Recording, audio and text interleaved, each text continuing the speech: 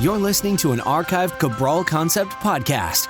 After listening to this show, check out the most up-to-date podcasts available at stephencabral.com/podcasts or search directly on iTunes.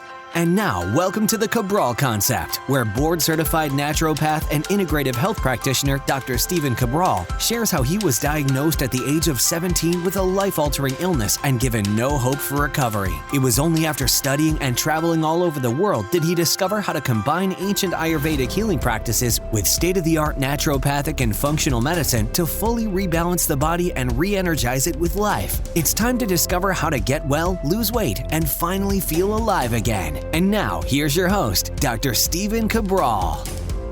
Happy you could join me here today on this Total Wellness Tuesday, where we're going to be going over the 4 specific foods that can help balance female hormones.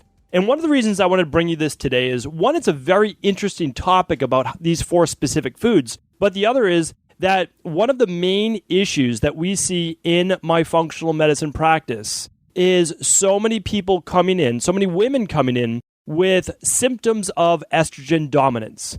It is the most overlooked factor, I would say, right now in not being able to lose weight, in sleep-based issues, in infertility, in irregular periods or menstrual-based cycles, in fatigue, and sometimes even digestive issues, as well as headaches. So if you're suffering from any of those things, any one of a myriad of symptoms, really, I want you to look at your estrogen levels, namely estrogen to progesterone. So there's a specific ratio that needs to be met.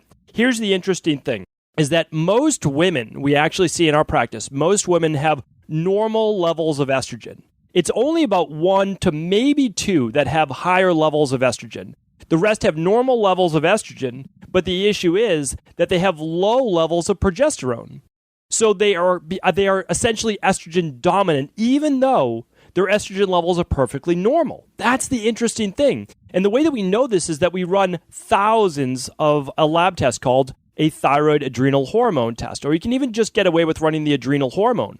But since so many women have the cold hands and feet, the fatigue, sometimes the headaches, the inability to lose weight, the water retention, we want to run the thyroid as well. So it's just an amazing lab test. It's a saliva and blood spot lab test. Of course, you don't have to run it. You can go by your symptoms. I always want to help people in any way that I can. But if you want the specific data, this is how we know it. Meaning, like, I never knew this until I started practicing functional medicine. And the reason was, before I had known about high levels of estrogen, of course, like that's one of the things that we study and exercise, those types of things that can affect both men and women. So remember, this show is important for men as well, because if you have prostate-based issues, you could certainly be suffering from a testosterone to estrogen conversion that's a bit higher, or a testosterone to dihydrotestosterone, a DHT-based issue as well. But here's the thing. We're going to concentrate more so today on female-based hormones. And the way that we figured this out is by running the lab test and realizing that it's not too high of estrogen. But the problem is, in order to protect the body from breast cancer and prostate cancer, as well as even tender breasts during the menstrual-based cycle, and all the other symptoms that go along with it, cancer, is that you have to have enough progesterone in order to balance the estrogen, but you also have to make sure that estrogen, and I spoke about this just about 2 weeks ago on my Super Nutrient of the Week with DIM, D-I-M, of how we can't let estrogen convert over to its more toxic form, its more inflammatory form. Very, very important. So what I want to do today is actually speak with you about this thing called estrogen dominance and about how to regulate an irregular menstrual cycle, as well as how to get rid of a lot of these symptoms of the poor sleep, the potentially infertility, the weight gain, the brain fog, the overall feeling like blah, and a lot of times low mood as well. I didn't mention that, but that should absolutely be in there. The irritability, the lower mood, the bordering on depression, those are all symptoms as well. It can be symptoms as well of estrogen dominance, low thyroid-based issue as well. That's why, again, like that lab test is easily the best one for this. But what I want to do is, even by these symptoms alone, tell you today how you can begin to use something called seed cycling to begin to regulate your hormone cycle, whether it's on the money now, whether it's perfect now, or if you could get it back into regularity. So what does that mean? Well, some women that we work with, they get their period every couple months. Some haven't had it for a year, 2 years, or longer. A lot of times this happens when they come off birth control. They've been on birth control for a couple years or a couple decades, and now they're trying to get their hormone levels balanced. Well, that takes some time, and we need to help out nature by using certain foods. We can use certain supplements in order to get it re-regulated. And we see that take anywhere from about 3 to 4 cycles typically. Using this that I'm about to give you, the plan below, about 2 to 3 cycles is what we've seen to get it more regular. Okay, so let's get into it now. I want to explain the overall menstrual cycle for women, and this is important because those first 14 days, well, let's start. So the first day of menstruation, so the first day of bleeding for a female, that's going to be day 1 considered. And then day 28 is the first day before menstruation again begins. So it's the last day of your cycle. So in a perfect world, we have a 28-day cycle. Now, I know that most women, it can vary between 26 days and maybe 30 days. Some women, maybe even 32. If that's always been your cycle, that's okay. But if your cycle changes from month to month, well, that's going to be considered an irregular cycle. Even if you get it every single month, it really should be almost like clockwork, right? Around 26 to 30 days every single month, maybe give or take 1 day or 2 days or so. Believe it or not, everything from full moons to other women that you may be sharing a household with can affect your menstrual cycle as well. All of these things are normal. They're part of nature. That's not a strange aberration. We've known these things for millennia, right? For thousands of years, Ayurvedic medicine and all the Eastern-based forms of medicine have spoken about this. They just don't talk about it in conventional medicine because everything is very cold and very sterile, right? In our conventional-based mindset. But here's what we want to look at. So now that we know that the cycle is approximately 28 days, or it should be approximately 28 days, the first 14 days is considered the follicular-based phase. This is where our estrogen levels are going to be ramping up and getting higher, okay? So what does this mean? Well, we're building up ovulation, right? So we're getting ready for the body to ovulate. But then on day 15, estrogen levels will be peaking out somewhere between days 12 and 14. Okay, 11 and 14. Estrogen will start to then decline, and progesterone will start to rise. Now, it begins to rise slowly all the way from day 1 up to about day 15. But progesterone should now be kicking in at a greater degree. That is what's needed for ovulation to occur.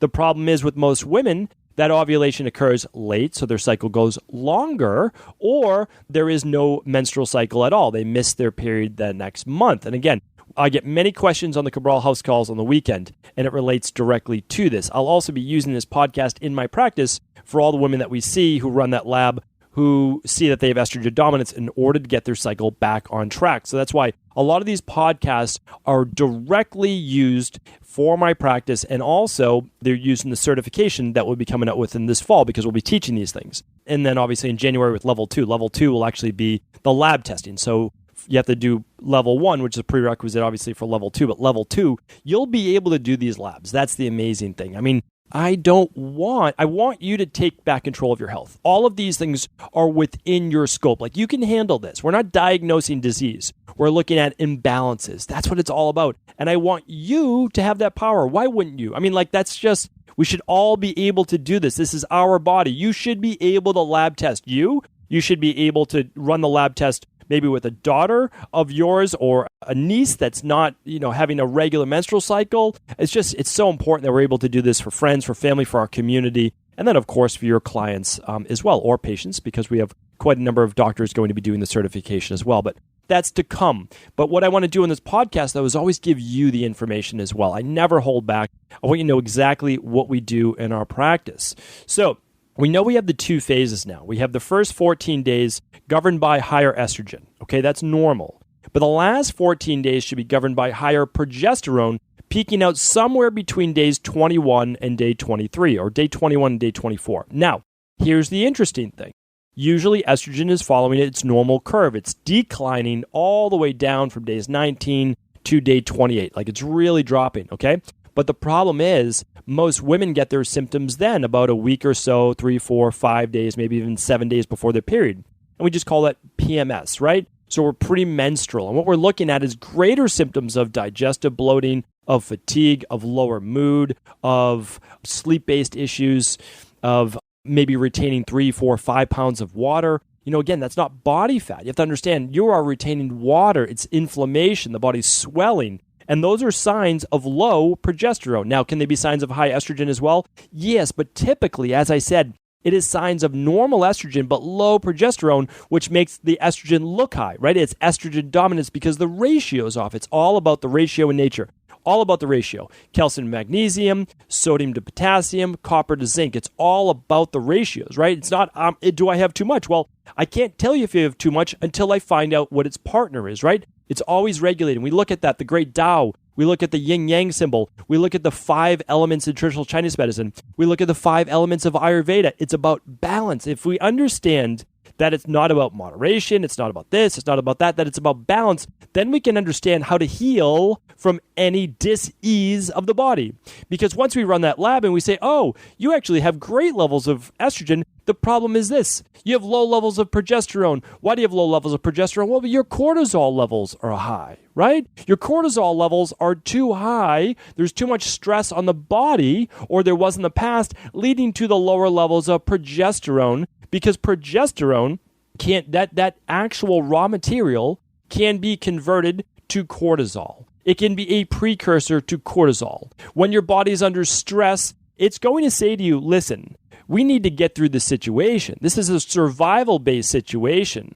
We don't care right now about your menstrual-based cycle, which is based on carrying on life, right? We're not going to carry on life right now if we're in a survival-based situation. So we're going to start to slow the metabolism, slow the thyroid in many, many women, right? We're going to start to drop progesterone levels, and we're going to use that for extra cortisol. Now, in the long run, you actually get lower levels of DHEA. You get lower levels of progesterone, and then eventually everything drops. Estrogen drops, and so does testosterone. That's when you know you've been in it for a while, right? But all of those things are correctable. They're all correctable. Believe it or not, I had all of these things even as a male when I was a teenager. When at 17, I was getting hot flashes. I've spoken about that before. It's very uncommon, but when you get really bad, like I was, then you can have higher levels and higher levels of conversion from testosterone to estrogen and higher levels of estrogen, which gave me those hot flashes. It was ridiculous, right? I'm a male. I'm 17 years old. I go back to school to try to graduate my high school senior year, and I'm just pouring sweat during a class, right? Like I'm just like, whole face goes flush, body goes flush, and I just start sweating. At that time, did I know what was going on? Absolutely not. All I knew was my body was a mess, and that's what it was. Everything was in balance, but of course I had Addison's disease. So it was much, much different trying to regulate those hormones with that specific issue. Now, the nice thing is most people will never be in that position, right? Because that's an actual diagnosed disease state. But again, disease is nothing but a collection of symptoms. I realized that later, which is why I was able to rebalance the body, even though you're not supposed to be able to recover from Addison's disease. But that's a story for another day. So let's get back into how do we regulate the cycle? We now know that the first 14 days, the first 2 weeks in a perfect world, in a textbook world, is about building up for ovulation, and it is about higher levels of estrogen normally. We know the last 14 days, days 15 to 28 or so, are about ovulating and also about increasing progesterone, okay, as well as decreased levels of estrogen. Okay, so when you run the thyroid adrenal hormone test, I also recommend running that somewhere around days 21 to day 24 of your cycle. If you have a 28-day cycle, if you don't have a period at all, you can run it anytime you'd like, or run it during the time when you have the most symptoms of the fatigue, the brain fog, the lower mood, the sleep issues, the water retention. Run it during one of those days, because then you'll get to see how off your levels may be. That's what we always tell women when they're running that lab. And again, you can run this right at home. We just mail it to you, Canada, UK, US, and Australia, soon to be Europe as well. But you don't have to do it with us. It's not our lab. We provide a lab that does this. You're welcome to do it with anyone. The difference, I think, with us is that I give you my recommendations and you get to speak with one of our health coaches, which is pretty amazing. But you don't have to, because, again, you can run it however you want, and you're getting all the information today of what to do. So let's say you have that information from the lab, or you just experience those symptoms, especially the 5 days or so before menstruation, before day one of your period. Okay, if you have that, let's begin this protocol. Now, even women who have a normal cycle can still follow this protocol because it's actually estrogen balancing. Okay, so it's still great. So let's go into it right now. So it's something called seed cycling. The first time I'd ever heard of this, I thought it was completely insane. Literally, because I still do that from time to time. And I'm like, this can't possibly be true. It can't be true. And so I just kind of brushed it aside. But then I heard about it again. And I said to myself, okay, listen, you made a promise many, many years ago when you began to get into naturopathy and Ayurvedic medicine and everything, that you would always be open to everything, literally everything. And so what I said is, let me get into this. And let me get into it, though, from more of a science-based perspective, because I can't help it. Meaning that if someone shows me something that works, I say, great, but I need to know the science or mechanism behind it.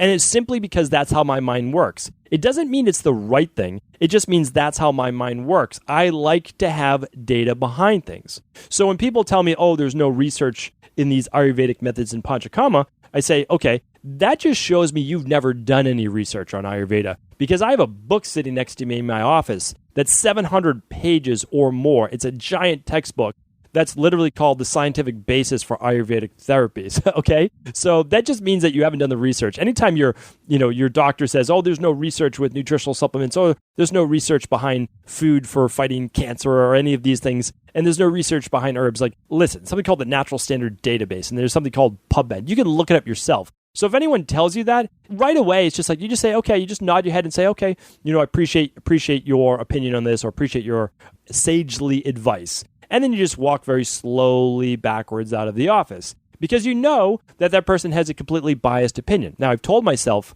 that you can't have a biased opinion. I have to stay open. So I stayed open to this, and I looked into it, and I began to look at the research, and there was real research behind it. And so I love to see that. And so, of course, I say today I can become a believer with everything as long as you show me the data, as long as you show me that research. Now, I'm also willing to be open to anecdotal data as well. That means maybe not yet proven in the research, but it's working for thousands of women. We may not know why yet, but it's working for thousands of women or men, depending on what it is, because that happens in the fitness field all the time.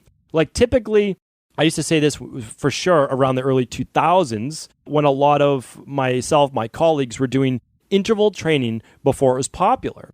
And then we were doing something more like 2 to 3 minute sets, and then about 90 seconds to 3 minutes off in between. And that wasn't even proven to be effective until, well, I don't know, maybe 2 years ago, 3 years ago, because before it was the short intervals, right? The 20 seconds, the 40 seconds. So again, all of these things work. We saw it work in the real world. So we said, we're not going to wait for the science to catch up. We're going to keep doing it because, of course, it's working. So, but then eventually the science does catch up. So that's why I'm not against all of these things as well.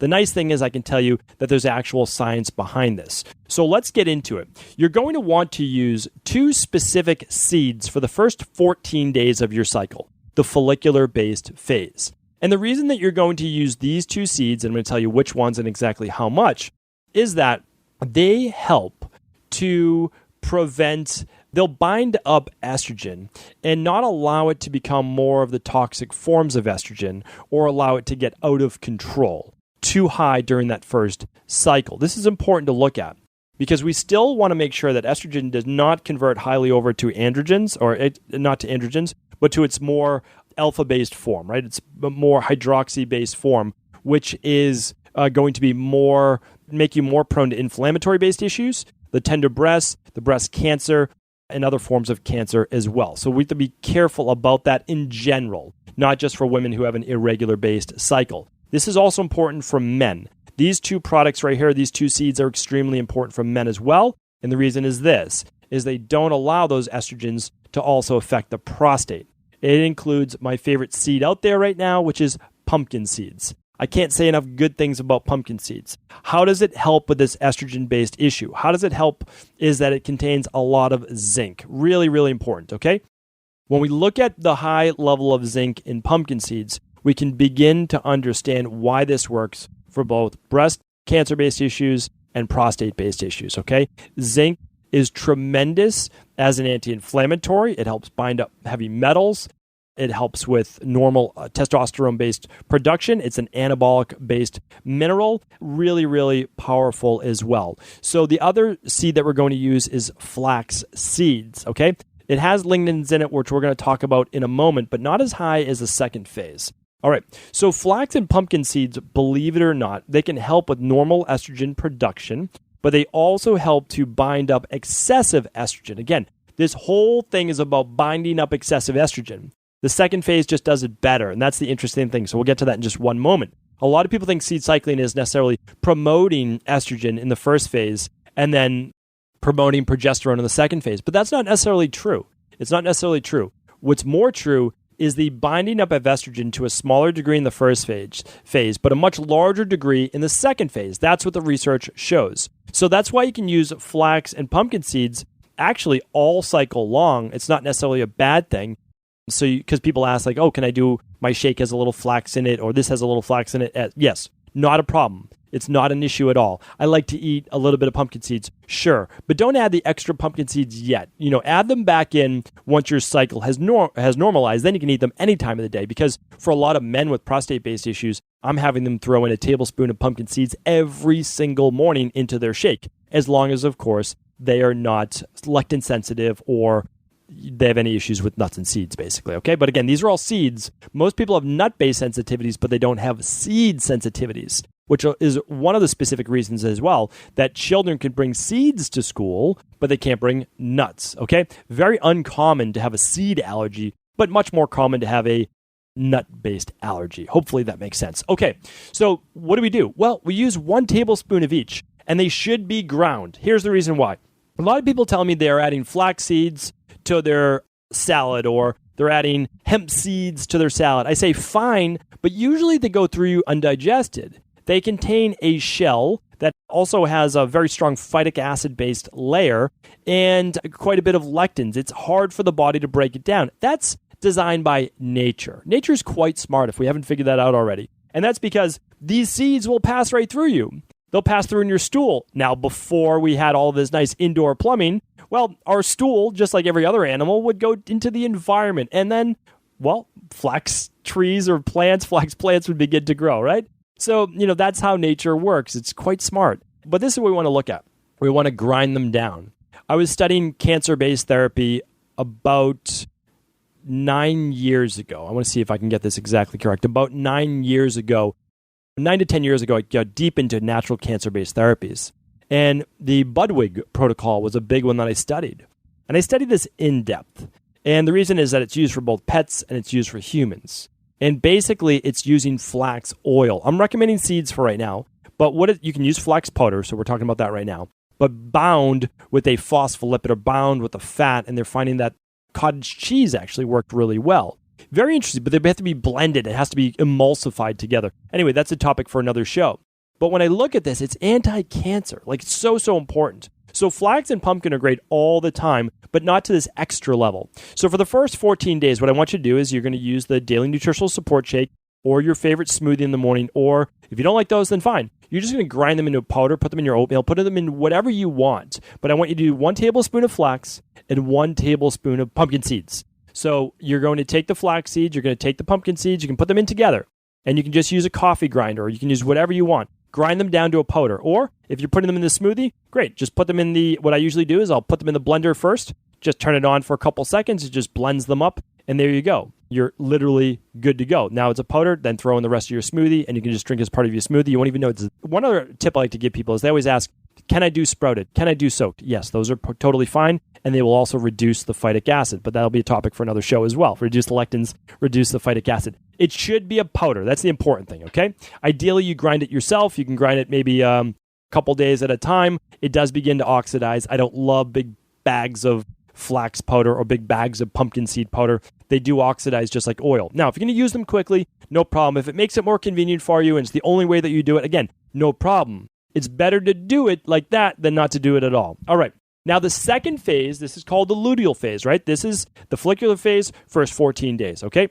Just bind up the excessive estrogen. Now we need 2 seeds. There's 2 seeds, believe it or not, that we're going to use that are going to not only bind up estrogen to a much greater degree because of the higher level of lignans in them, but also they're going to help promote more progesterone-based production, okay? They're higher in selenium. This is important as well. And selenium also helps with detoxification. If detoxification improves, then the liver, which is always binding up excessive estrogen in the blood, can then remove it at a faster degree. My other recommendation is make sure you're not constipated. So important. Really, use our constipation protocol or do something that makes sure that you're not constipated, because your body begin to recirculate estrogens, believe it or not, through the intestines if estrogen metabolites, if you are constipated. So just make sure. That's one more tip. I could talk about this apparently all day. So let me make sure I pull this all together now for you so the show does not become too long. Okay. So the two seeds that we're going to use for the second phase are going to be sesame seeds and sunflower seeds. Sesame seeds, sunflower seeds, same thing. Grind them up or throw them in your smoothie in the morning, and you're going to do 1 tablespoon of each. That's all that you need. That's it. Could you do more? Maybe, but more is not always better. We don't have to go to that degree. 1 tablespoon of each. Should it be an overflowing tablespoon? Should it be a level tablespoon? Put as much as you can on 1 tablespoon and dump it in. That's it. And this is the powder, okay? I like you to use the powder. 1 tablespoon of the powder, the ground powder, all right? So that is it. You're going to stop once you get your menstrual cycle, and then you'll begin again with your flax and pumpkin seeds. After that, 14 days, begin with the sesame and sunflower. What if you're saying, I don't have a cycle? That's okay. You can kickstart it on your own by simply doing 14 days of flax and pumpkin, and then 14 days of sesame and sunflower. And just keep continuing with that until we get that cycle to kickstart back up. I have a few more recommendations for you, though, because I would be remiss if I said that's all we do in my practice. We actually don't use even that as much. We like that, but a lot of women aren't able to do that. They're just not able to do it, okay? But we want them to, but not able to. But you can still get results even by doing something else. Let's talk about that. Okay, I spoke about this 2 weeks ago on the Friday review. It was on DIM. Just type that, go to stephencabral.com/podcast, type in DIM. You'll see exactly what I was talking about.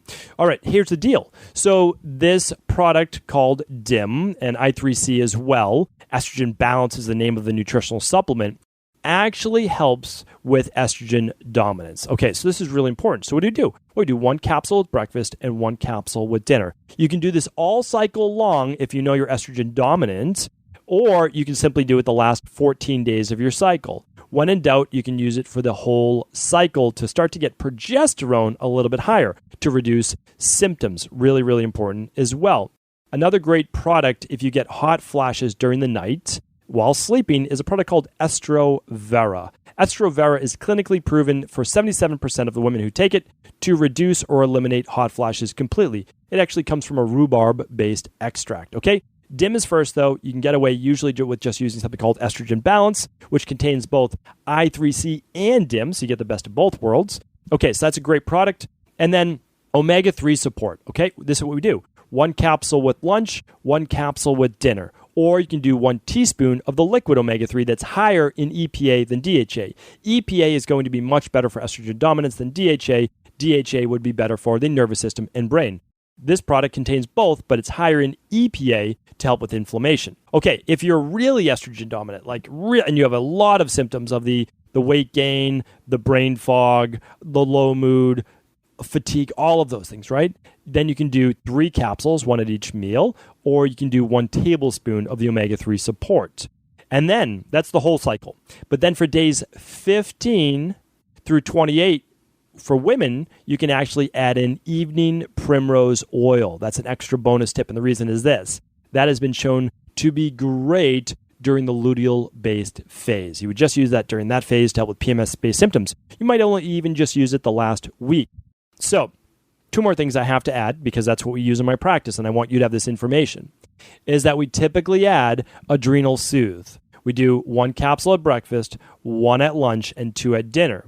The reason we do this is that a lot of times estrogen dominance is caused by stress, anxiety, overwhelm, too much to do, moving all the time, anxious, that Western-based mentality, right? So we need to calm the stress in the body. We need to calm the sympathetic nervous system. Because if we don't, well, then everything will be for naught, because we won't be able to get the body into a parasympathetic nervous system state, and so no menstrual cycle will occur. We need to be relaxed. We need to be calm. We need to tell the body that everything's good. We're not in a survival-based state. the Adrenal Soothe will do that. And the last part is this.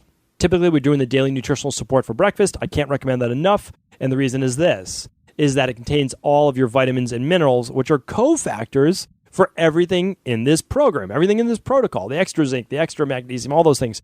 So then what we do is we're doing 1 capsule of magnesium at lunch, the full spectrum magnesium, and 2 with dinner. How do you know the exact amount? Well, that's a standard amount, but you could use more if you ran a hair tissue mineral analysis. That would actually also show you the stress levels as well in the body. And then if you're not sleeping well at night, if you do get hot flashes, if you wake up throughout the night, you have trouble turning the mind off, then magnesium citrate, 1 to 2 teaspoons, about 320 milligrams before bed can be absolutely phenomenal. The only reason you wouldn't do that is if it gave you loose stool. So that is it. That's what we do. I mean, that is literally it. We get phenomenal results with it. These are all things that, again, we see work every single day in our practice. This is what I will be teaching in level 1 and level 2 of the certification coming up. And I mean, that's really it. It takes about 2 to 3 cycles for women to start to get their cycle more regular, sometimes faster, but usually 2 to 3 cycles. And for most women who have been on birth control for quite some time, 3 to 4 cycles. So if you know anyone who's suffering from some of these estrogen-based dominant symptoms, I would love for you to share this show with them. Simply give them the knowledge they need, that they can balance their body naturally, that there is always an answer, and you simply need to look deeper. That's it. You need to look at what the imbalances are. And in this case, it's typically normal estrogen, but lower levels of progesterone caused by sympathetic nervous system stress. Remember, the immuno-endocrinology-based system. That's what we always talk about, how the nervous system affects the hormones, which is the endocrine system, which then affects your overall immune system. I try to teach that. That is one thing that I will continue to speak about with you in the future. Truly appreciate you tuning in today. If there are additional questions on this, of course, we're happy to help. Just go over to cabralsupportgroup.com. That is our private Facebook group. Happy to answer questions there. And of course, you can connect with me on Instagram. Just my name, Stephen Cabral. Thank you so much for tuning in today. As always, if you can share this episode with anyone you believe it could help, that would mean the world to me. Thank you. Before you go, I wanted to share a personal story with you. The real reason I began to get well finally is because I figured out what was wrong with me. And that might seem pretty obvious, but I went from doctor to doctor for over 2 years before discovering at-home functional medicine lab testing. These are the labs that enabled me to finally figure out what was wrong with my hormones, blood sugar, electrolytes, and gut health. And once I knew what was wrong, I could then follow a proven plan in order to rebalance my body from the inside out. This is why I believe so strongly in functional medicine lab testing and why I've made it my mission to share these labs with the world. Now at equa.life, you can order an at-home lab test or a lab bundle for you and your family and be able to complete it within the week. Plus, the EquaLife difference is that you're not left to try to read and figure out these labs on your own. We explain what your lab numbers mean, what they mean in the much bigger picture, and then how to go about rebalancing your body in order to heal. To see our full selection of lab tests, or to set up a free lab selection call to find out what labs may be best for you, simply head on over to equa.life/labs. And do remember, we ship these all over the world. To find out more and to set up your free lab selection call, simply head on over to equa.life/labs. That's EQUI.LIFE/labs.